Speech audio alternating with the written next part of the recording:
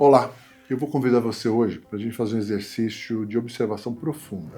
Caminha comigo mentalmente pela recepção da sua empresa e olhe nas paredes do seu escritório.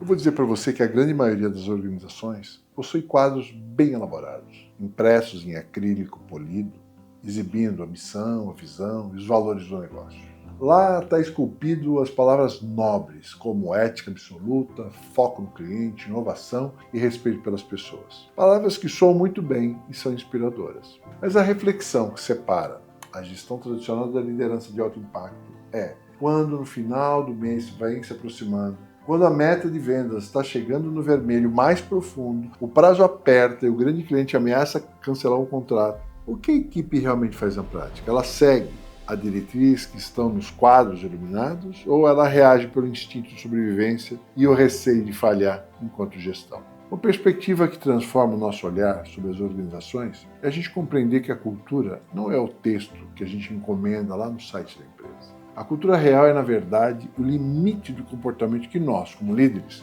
estamos dispostos a tolerar em um dia de alta pressão. Eu sou Félix Costa, cofundador do Instituto Você, e nessa nossa aula magna, a gente vai olhar além do verniz corporativo.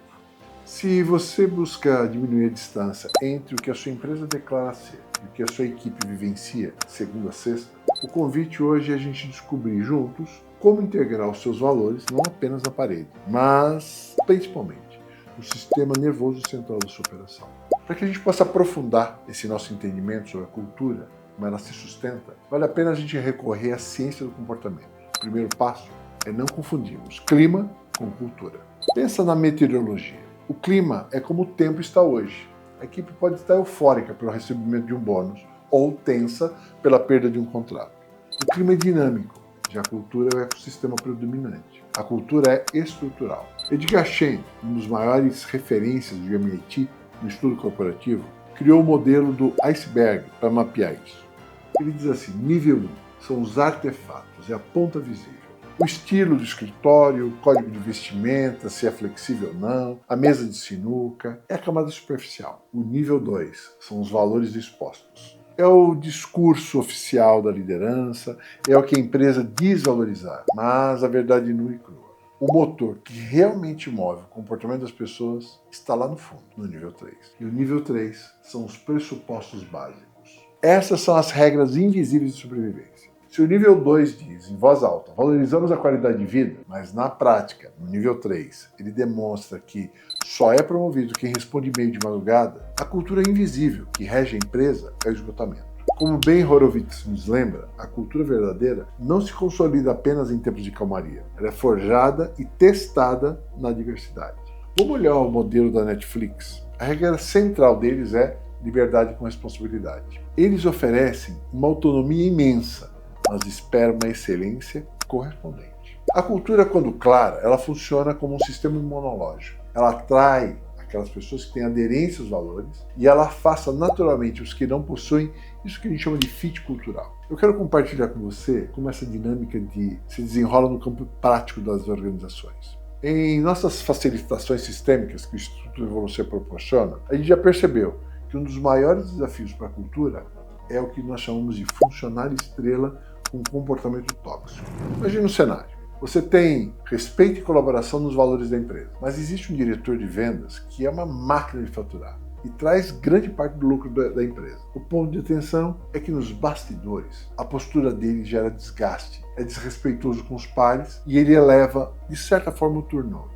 A equipe inteira percebe isso e observa, muitas vezes em silêncio, qual será a postura da liderança. É o que ela pensa. Se, de forma inconsciente, a liderança opta por não intervir apenas porque os números daquele profissional são altos, é como se um megafone invisível anunciasse para a empresa inteira: nossos quadros na parede são flexíveis. O resultado financeiro justifica o comportamento que magoa e fere as pessoas.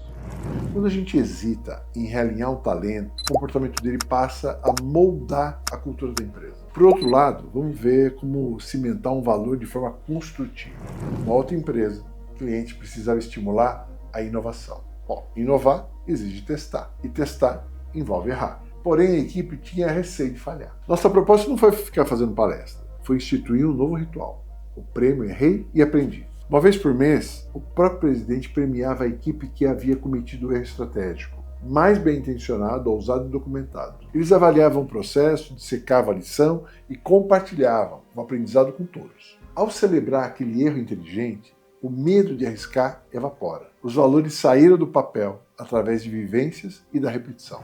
Como é que a gente pode começar a auditar e realinhar o DNA da empresa? O convite é olhar para 3 pilares práticos da nossa gestão. Primeiro, o grande sinalizador, auditoria de promoções. Vale refletir sobre quem a gente está colocando na cadeira de liderança. Quem nós promovemos é a mensagem cultural mais forte que a gente envia. Promover profissionais éticos, que colaboram e compartilham conhecimento, é a base para gerar nutrição no ambiente de confiança. O convite é: promova pelo caráter e treine pela técnica.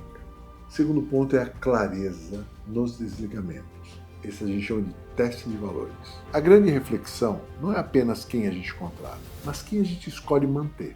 Se a gente hesita em desligar ou realinhar um excelente talento técnico, no momento em que ele quebra um valor inegociável, a gente corre o risco de transformar nossos valores organizacionais em apenas sugestões opcionais.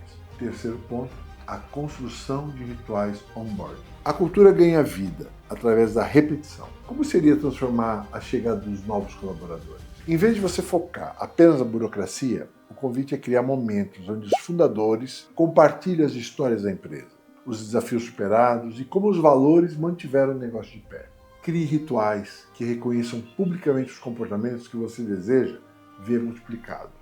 Líderes, a reflexão que fica é a seguinte: a cultura organizacional é o reflexo exato das atitudes nas quais somos consistentemente autênticos. A consistência é a base inquestionável da confiança corporativa. Para apoiar vocês a mapear as percepções reais da equipe e entender a cultura que circula no dia a dia da operação, nós aqui do Instituto Evolucer preparamos a auditoria de cultura e valores reais. É um diagnóstico prático para ajudar você a visualizar a conexão entre o que a empresa almeja ser e o que a equipe vivencia de fato. O link para baixar esse diagnóstico está aqui na descrição desse vídeo. O convite é para a gente liderar com clareza, com intenção e consciência sistêmica.